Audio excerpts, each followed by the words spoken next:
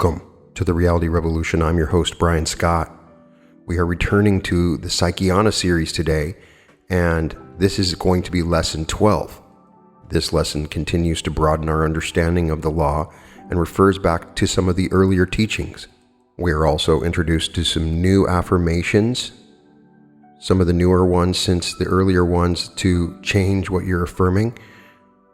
And we continue to learn about the power of this unseen force and this vast spiritual law. Advanced course number 1, lesson 12. Dear friend and student, of all of the lessons, lesson 12 is probably one of the most important of all of them. It deals with life. And as you know, life is the only real thing on this earth. Someday we shall know in full what we begin to suspect now. So study this lesson very carefully and see if you can't grasp the thought I'm trying to give you. Read between the lines, for these lessons contain a deep spiritual truth, which I want you to grasp.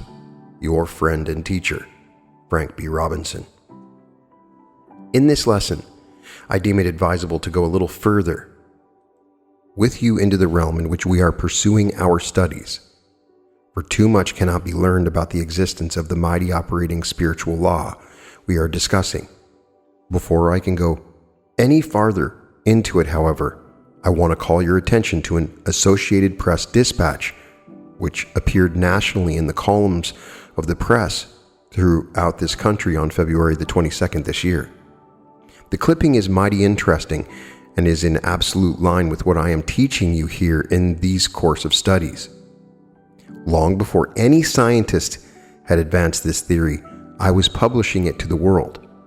Had the statement come from a man of less standing than its author, I should not have paid much attention to it.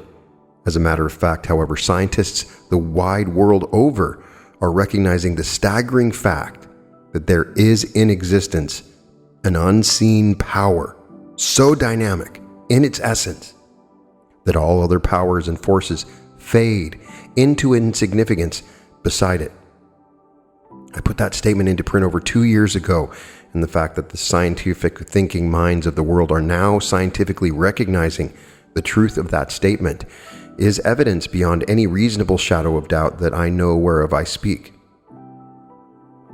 Not only the gentleman in question here makes this statement, but others of equal standing are recognizing the fact that, as I am teaching you here, the unseen realm is the real creative realm, whereas the creation itself is of secondary importance.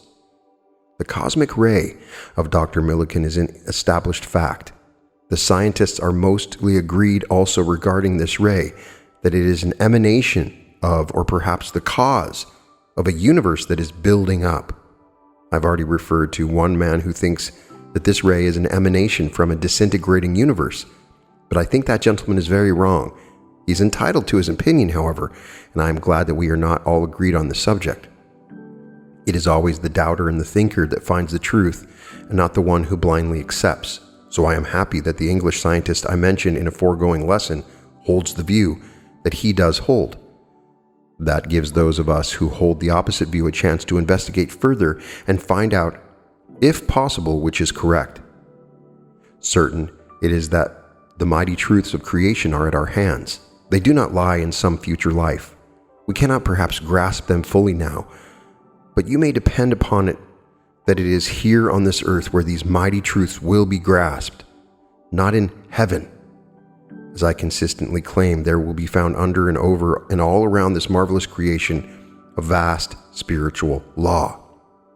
Not a personality of any sort or kind, but a law, a spiritual law. But a law just the same. It must be a law. It can be nothing else. It may upset the hopes of those who are looking to heaven after death for their hopes, but just the same, and without being all dogmatic, all the evidence to hand clearly discloses the law, and not an anthropomorphic God is responsible for it all. Now shall we look at this clipping, for it is marvelous in its significance. And by the way, this is not the only news item that has been sent out recently along this line of thought. Many of the scientists and thinkers who in the past have been considered somewhat atheistic are changing their viewpoint, and the differing religious organizations are finding considerable solace and consolation out of this seeming fact. They have yet to discover, though, that not a scientist in existence believes the Christian story of creation as told in the Bible. There is not a scientist or thinker in existence who believes for one moment that the secret of the ages lies anywhere else than in laws we are already using. The life beyond does not answer the question. Heaven does not answer the question. Repentance does not answer the question. Salvation does not answer the question. Law, the God law, does answer the question. Many of the old prophets knew this, and so they recognized and depended upon this mighty law for their daily help. And just before I quote this article, let me say to you, whoever you may be, that in the day when you learn to absolutely trust and depend on the existence of this spiritual God law, then, in that moment, will your life be one of overcoming victory. All the finer things of life will come to you. Its holiest, most sacred sentiments are contained in this remarkable God law. And never fear that if you accept the existence of this mighty law, you will have to become cold-blooded and sacrifice the very finest and most hallowed things of life. For this is not a fact. There never was a holy instinct yet that did not have its origin in the God law. There never was a heart that throbbed or thrilled with pity that this emotion did not have its origin in the mighty God law. There never was a holy instinct of love yet that was not a part of the mighty God law. I am teaching you about, not one, and it is very foolish for theological professors to tell me that there can be no such thing as a law, which in itself contains the very finest and most sacred powers and emotions of life.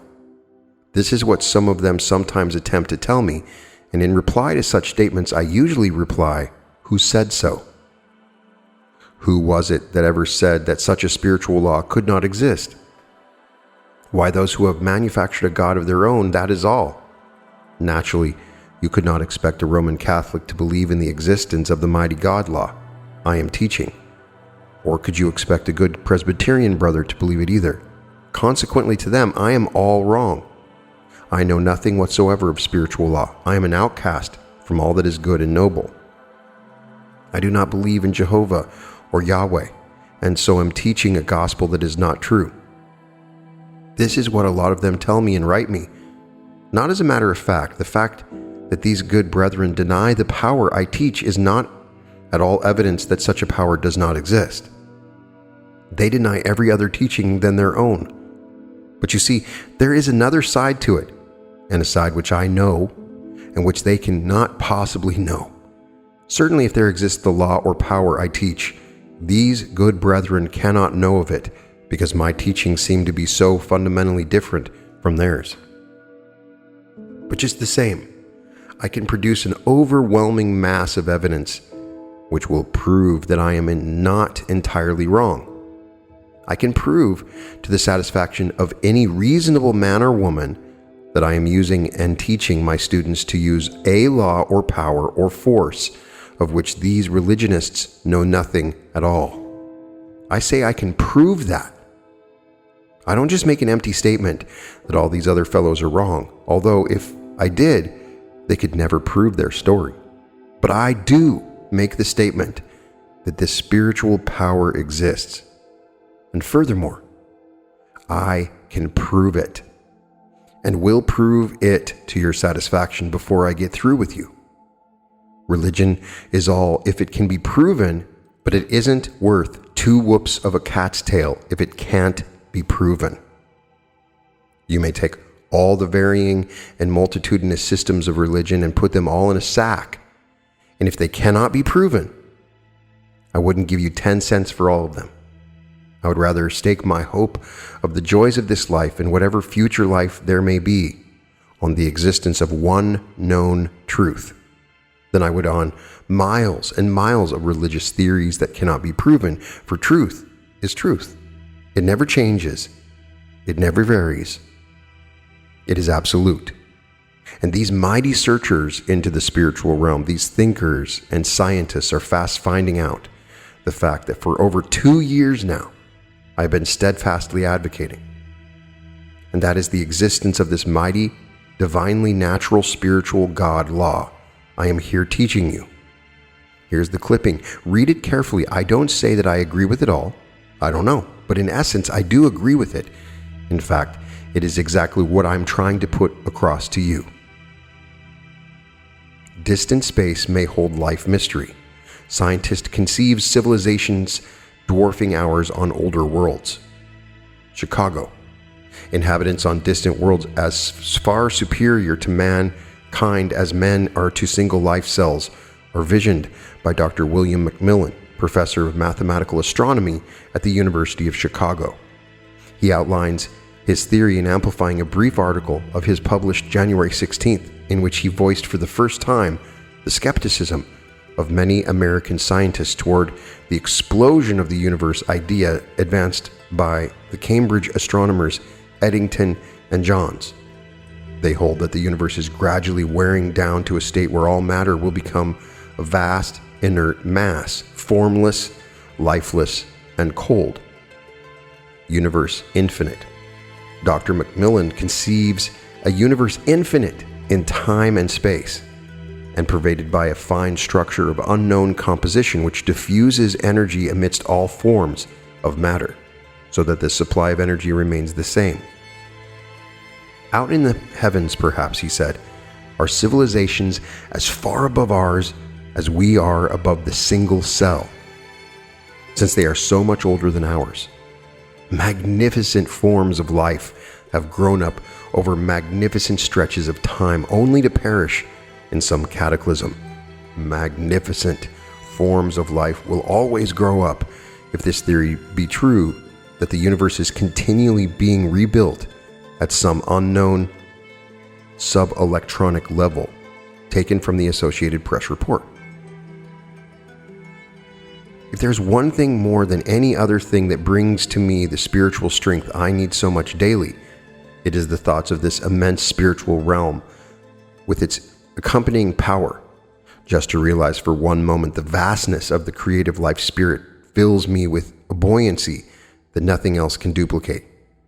I do not say this to boast at all, but I probably produce more real work every month than any other man writing and teaching. I am told by college professors and ministers they do not understand how it can possibly be done by one man. Well, it could not be done did I not know the source of my strength and power. Of myself, I could do absolutely nothing along this line. The articles I write which grip people so, the books, the lessons, the letters, the source of them all lies in the recognition I have of the continual presence of this mighty invisible God law. If I cared to not recognize this law, I could just simply throw all restraint to the winds and could be one of the most dissolute and useless characters in existence, for I know how to make far more money than I am making now. My services are at a premium in the advertising field if I want to employ them there. I could just say, let us eat, drink, and be merry, for tomorrow we die. But I don't do that, for I have just as much joy in life as any living mortal has, and instead of going along caring nothing for the rest of my fellow men and women, I do whatever I may be able to do to lift their eyes from idolatrous superstition into the great power, God, whence cometh all their help in the very moment they recognize that invisible presence.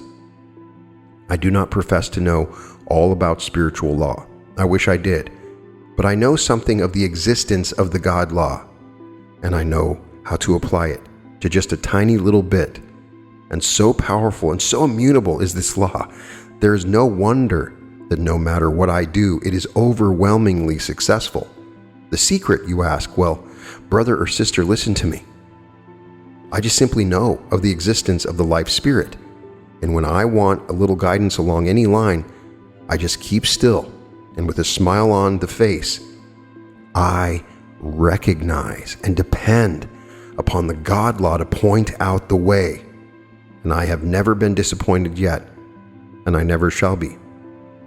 No prayer of any kind ever enters into my life. There is no need of it. My knees are never bent at the bedside. That would be idolatry and pagan superstition. For I know that the God law knows better than I know the thing for which I am best suited. And I know also that there is absolutely no need for me to beg and implore God to do this for me or that for me. I know a far better way. I know that God is. I know it is the law of the spiritual realm that God has already prepared for you and me, whatever we can take. And knowing this, then either praying or petitioning would be quite futile and absolutely unnecessary. For what sort of a God law would it be that could be cajoled into giving you something that otherwise would be withheld because you did not ask properly, or perchance forgot to ask for it all? What sort of a power would that be? No, brethren, it has to be a law, and furthermore, it has to be a law which is never failing. It has to be immutable. It has to be omniscient. It has to be absolute. And knowing that this is the case, then I just simply depend upon this God law, and the results are sure. But you may say, well, Dr. Robinson, are there not limitations to what you can get from God? And my answer to you is none at all. At least if there be such limitations, then I have not yet been able to find them. They may exist, but I doubt it.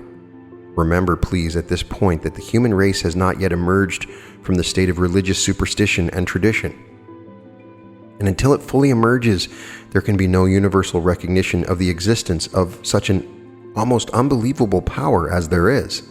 As I write this, the eyes of the world are on the Far Eastern situation, and well, they might be, for if I sense the situation aright, this old world is due to be bathed in the most terrible slaughter it has ever seen. It may not be, but I am fearful for it. If such does happen, and I trust I am wrong, it will be the greatest conflict the world will ever see. For out of the wreckage will arise someone who will demonstrate to the very full the spiritual power of God. And when that power is once known, wars will be no more.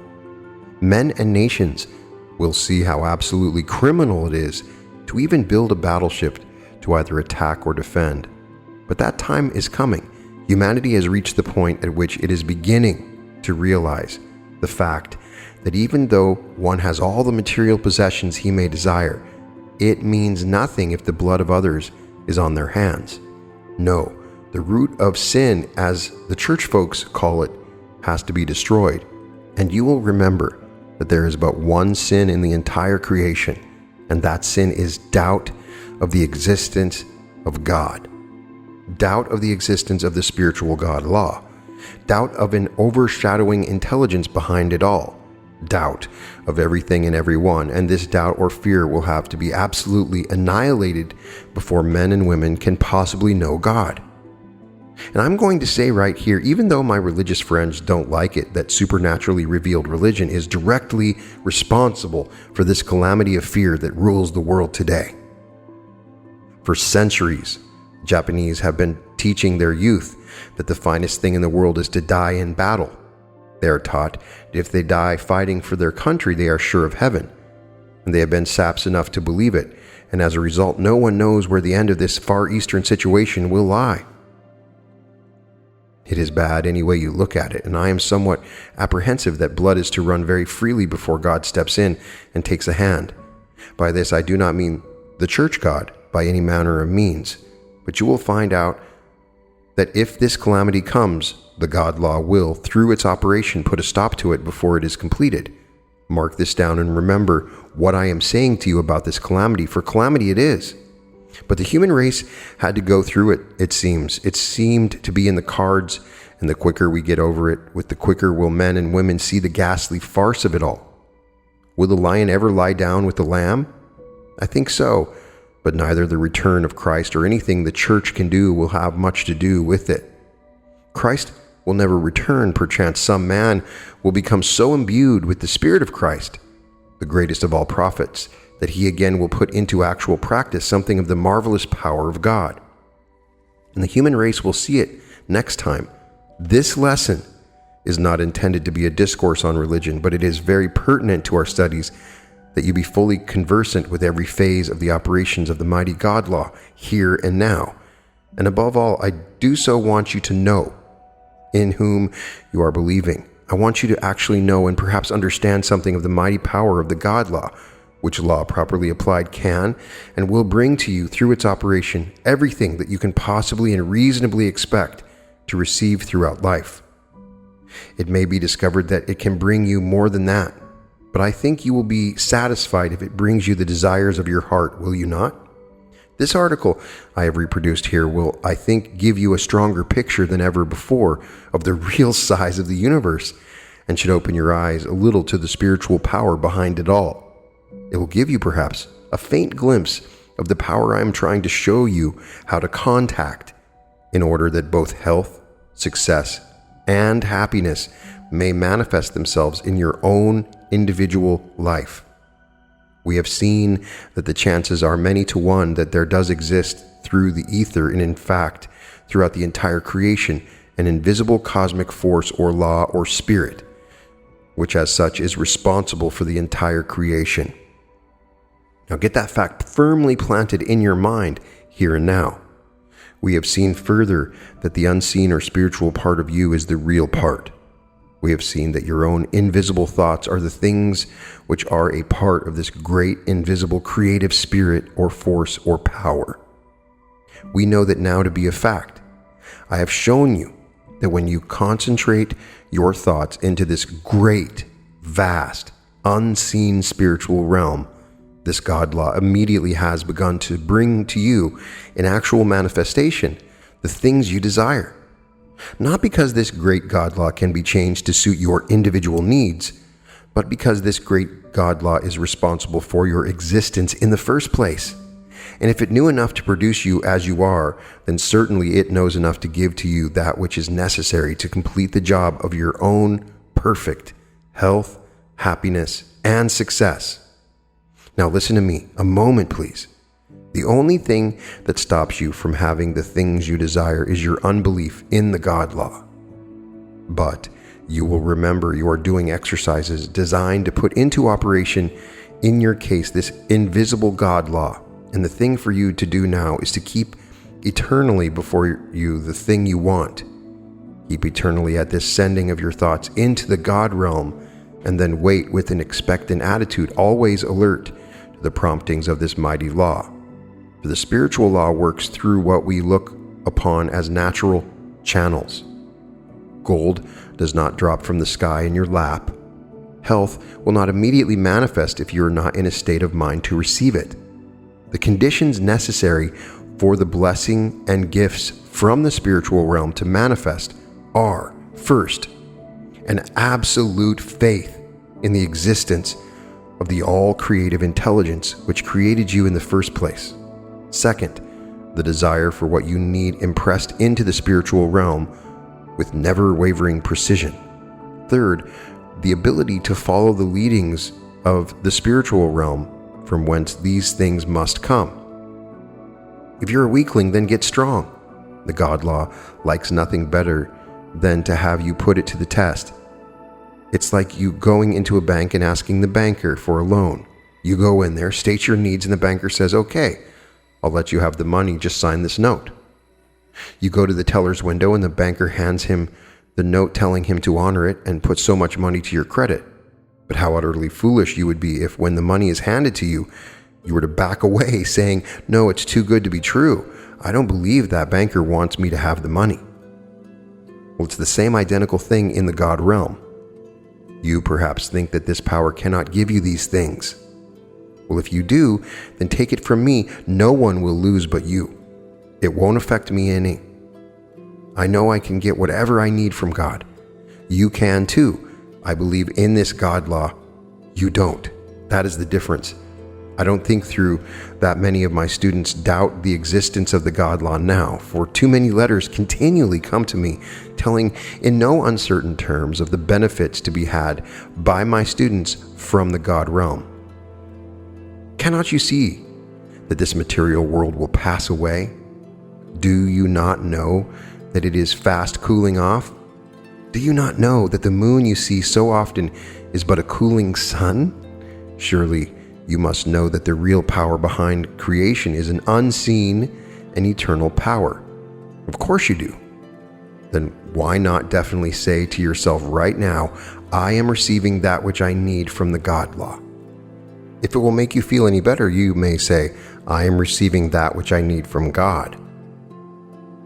The answer will be just as sure no matter what you call the power or the law, for it is not your idea of God that brings the answer, it's the law or God itself.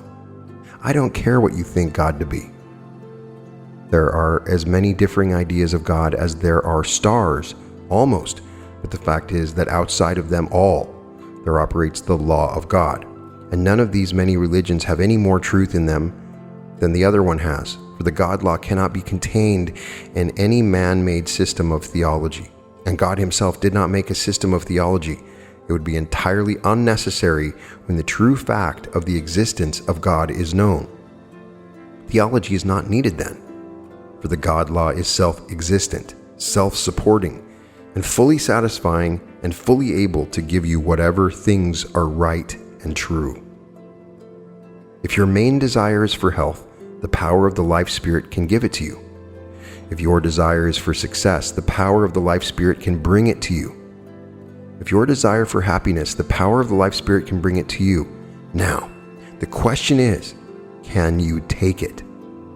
If you need it bad enough, you will, for the truths told in this course of instruction are coming as life buoys to hundreds who have been downed in the battle of life, and who are floating on the sea of time like so many pieces of flotsam and jetsam. They hear my message. They see the honesty and earnestness of my attempts to help them, and they don't study with me very long before they believe. Then it's all over. The moment the belief is manifest, all that is necessary is for a continuation of that belief until the actual manifestation. Remember though, you must mean business. You must actually need these good things. You must actually want them. And more than all, you must recognize the source from whence they come. In the next lesson, I am going to deal with the most remarkable character ever born, that man Jesus. There's a lot of tradition surrounding his name and history, and many things are told us that are not so. But personally, I find him of sufficient interest that I pattern my life after his. I apply the same God law that he applied, and so I shall give a lesson, maybe two, to him after this one. Now a new affirmation of truth for you, and a very powerful one also. I have seen more results achieved from this one affirmation than from any other. It's very dynamic, I assure you. I want you from now on to adopt an attitude of restful waiting, as it were. Don't say any more positive affirmations until I tell you to. From now on, let your affirmation be this: I thank thee, Father, that thou hast heard me. Don't let up on that statement, for don't you see, you are putting the God law to the test. There is no better way that I know to obtain things from the spiritual God law than to acknowledge the fact that your needs have been made known and will be answered and provided. So don't forget from now on, it's I thank thee, Father, that thou hast heard me. Keep quiet. Keep smiling, for soon the assurance of the answer will probably come to you in the moment when you least expect it. This is far as I shall take you this time. I thank thee, Father, that thou hast heard me. Examination questions for lesson number 12. These examination questions are for your benefit, and you should know the answers to them all. If they are not clear to you, read your lesson again and again until they are clear. 1. From what moment does Dr. Robinson say that your life will be one of overcoming victory? 2. What is Dr. Macmillan's conception of the universe? It is opposed to the conception of certain British astronomers. 3. To what does Dr. Robinson attribute his ability to perform so much work? 4. What does he do when he desires guidance? Does he pray? 5. Why would prayer be futile and unnecessary? 6. What does Dr. Robinson designate as the one sin in the entire creation? 7. What part of you is the real part? 8. What part of you forms part of the great invisible creative spirit or force of power? 9. What is the only thing that stops you from having the things you desire? 10. Name the conditions necessary for the blessings and gifts from the spiritual realm to manifest. 11. What is the affirmation given in this lesson? 12. Why is this affirmation recommended? That concludes Lesson 12 of the Psychiana series. In particular, we have a very similar lecture to the others with the emphasis that anything is possible through the God law. Frank Robinson always goes back to the vastness of space, its infinite nature, in describing this law. And I always kind of thought he might be a starseed. He wrote a book called The Wanderer, which we may read from at some point in the future. But this does give us this feeling of the infinite universe and the amazing power of this God law. Is he speaking of the law of one? I think he might be. But there's a singular law that is all powerful, that you can utilize to achieve, experience, or have whatever it is that you want. And we have gone through this course and gone about learning how to connect to this God law, how to bring it about, how to find it, how to connect to it, and then really positively access it and imagine what it is we want. And now we've gotten to the point where we are simply in waiting mode for these things to occur. And I thank thee, Father, that thou hast heard me.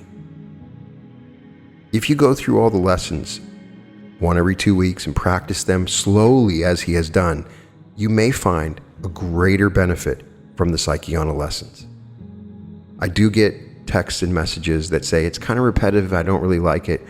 Read between the lines, even as he says in the message at the beginning. Read between the lines. There's a lot of information, vast and true, that is coming from this. And we have been misled through our supernatural understandings of religion, and it has distorted our understanding of this law. I would love to get your comments. When he says read between the lines, what did you see between the lines of this particular teaching? In any case, all episodes of The Reality Revolution can be found at therealityrevolution.com. And welcome to The Reality Revolution.